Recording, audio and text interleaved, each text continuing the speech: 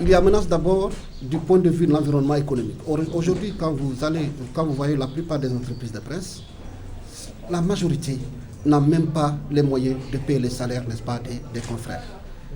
Et même celles qui ont la chance, entre guillemets, de payer, souvent ce sont des acomptes qu'ils donnent, n'est-ce pas, aux confrères et aux consoeurs.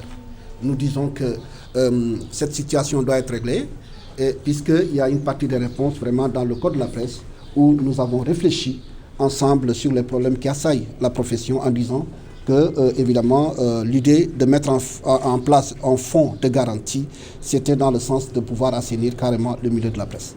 Deuxièmement, pour ce qui est des acquis sociaux, généralement, un travailleur doit verser des cotisations, disons, à l'IPRES, doit aussi dans d'autres institutions sociales. Mais regardez, la plupart des confrères et des consoeurs n'ont pas la chance de voir verser, n'est-ce pas, les cotisations, parce que simplement les entreprises vivent dans des difficultés énormes qui font que pratiquement la retraite n'est pas garantie.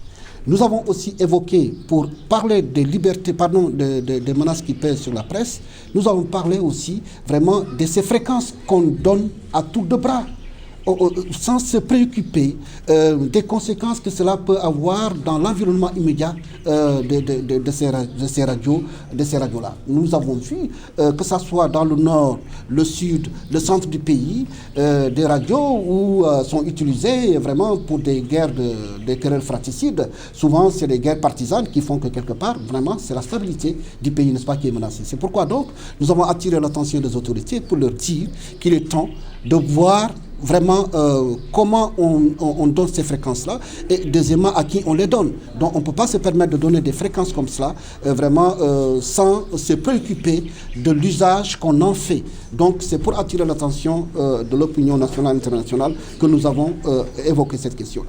Il y a la question maintenant du code de la presse.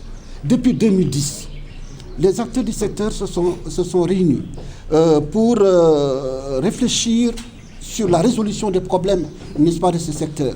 Et cela a donné naissance à ce qu'on appelle le code de la presse. Ce code de la presse, depuis 2010 jusqu'à présent, n'a pas encore été voté. Nous pensions que le régime, disons, de Macky Sall aurait vraiment réussi cette prouesse en faisant en sorte que le code soit voté. Au contraire, ce code n'est pas voté et nous disons que c'est une menace sur la liberté, n'est-ce pas, de presse dans ce pays. Parce que, comme on l'a dit, l'essentiel des questions, des réponses se trouve dans le code et nous voulons mettre de l'ordre dans la presse. C'est pourquoi nous voulons vivement que ce code soit voté.